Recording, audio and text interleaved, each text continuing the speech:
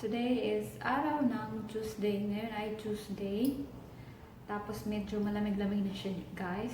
Malamig-lamig na siya. Tapos umuulan. So, ang sarap na humigop ng mainit-init na sabaw.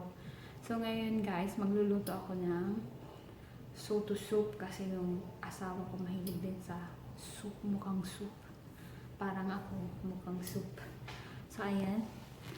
Dahil mukhang soup kami, gagawa ako ng Sotto soup.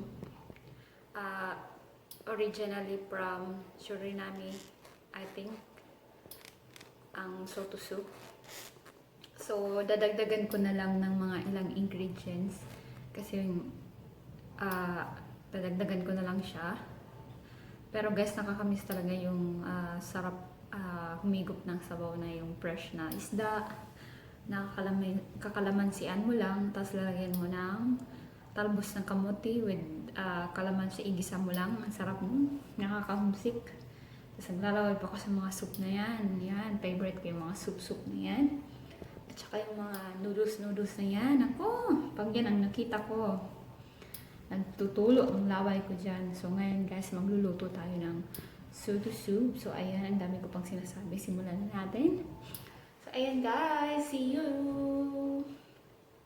Guys, ito yung mga kakailanganin natin. Meron kami dito hindi makita. So ayan na. Ito na. Ipapakita ko na. Meron tayo dito ginger.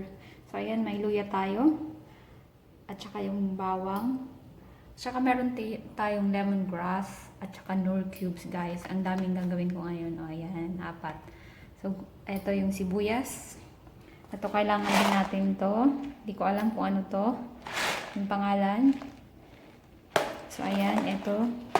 At saka meron tayo. Ito yung dagdag ko, guys. Paksoy. Normally, yung ingredients niya is tauge lang. Ito yung tauge.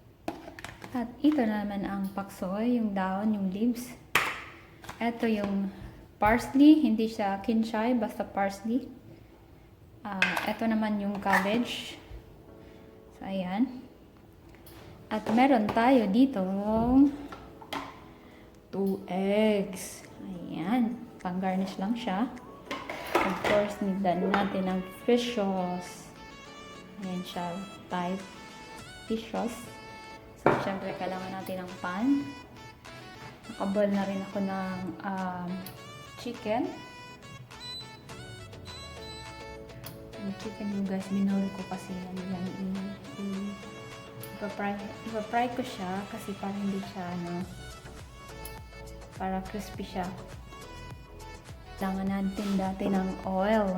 So, ayan, ito yung oil natin. So, ayan, naka-ready na siya lahat. Ayan. Naka-ready na rin natin. So, later guys, kailangan din natin ng rice. So, mag-start na tayo mag-cook. Ayan guys. Hit muna natin yung oil. So, ayan.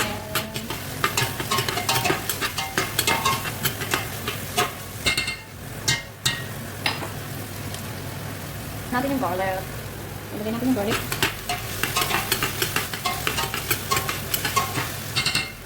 And then, luya.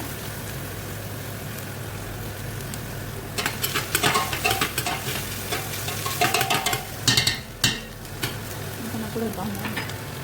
So, i-add na rin natin ang and then, ito.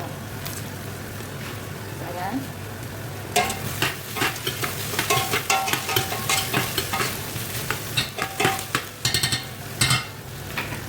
Ito na siya. Ayan, medyo ano. Medyo bang. Ilagay natin yung paksoy.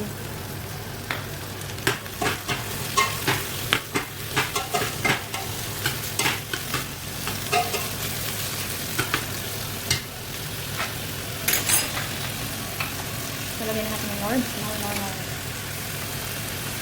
Marami lasa. Lagyan na natin ang bawang.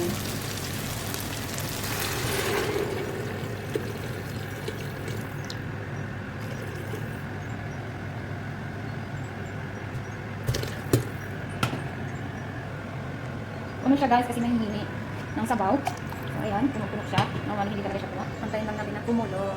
So, kumukulo na siya. Natin din also this one and also this one. Ito. Onion toasted. Ayan. Ayan guys, luto na siya. So, mag-ready na tayo. Ayan na. Lalagay tayo ng coleslaw.